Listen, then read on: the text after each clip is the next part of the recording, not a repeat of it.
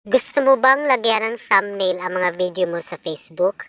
Kung hindi mo pa alam, panoorin mo itong video hanggang dulo dahil ituturo ko sa iyo kung paano ito gawin.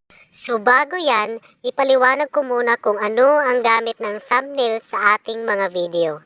Itong thumbnail ay isa po itong cover photo ng ating video na kung saan ito ay ginagamit bilang isang disenyo ng ating video. Kapag nakita ito ng mga viewers na maganda at presentable, ay agad itong panuorin ang ating video.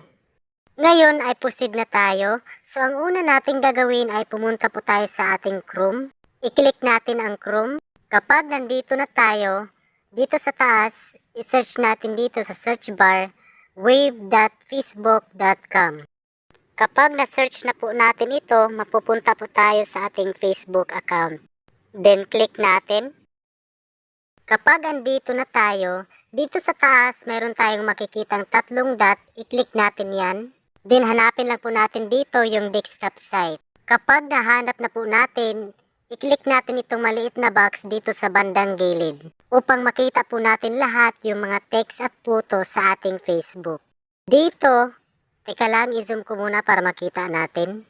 So dito sa taas, meron tayong makikitang profile picture. I-click natin yan. Dito, hanapin natin yung video na gusto nating lagyan ng thumbnail. So ito ang video kong napili upang lagyan ng thumbnail. I-zoom ko muna para makita natin ng maayos. Dito sa taas ng ating video, mayroon tayong tatlong dot na makikita. I-click natin yan. I-zoom muna natin. Dito, mayroon tayong mababasang edit post. Itong maliit na pencil. I-click natin yan. Hintayin lang natin, nag-loading pa siya. I-zoom ko muna para makita natin. So dito sa itaas ng ating video, mayroon tayong mababasang video options. I-click natin yan. So mayroon tayong mababasang title at hashtag. Dito ay sim lang po sa nilagay ko na hashtag at title sa aking video. Sa ibaba, mayroon tayong mababasang change thumbnail. I-click natin yan. Then, pindutin natin itong upload image. Pindutin ulit natin. Napunta na po tayo sa ating gallery. So, hanapin natin yung picture na gusto nating i-thumbnail sa ating video. Halimbawa, ito ang napili kong thumbnail. Then, click. So, ngayon ay nalagyan na po natin ng thumbnail ang ating video.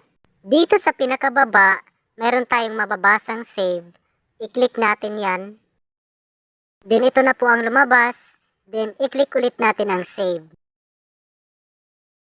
So ito na siya, nalagyan na po natin ng thumbnail ang ating video. Yun lang po kung paano maglagay ng thumbnail sa ating mga video dito sa ating Facebook. Marami pong salamat sa panonood ng aking video at sana ay nakatulong ito sa iyo.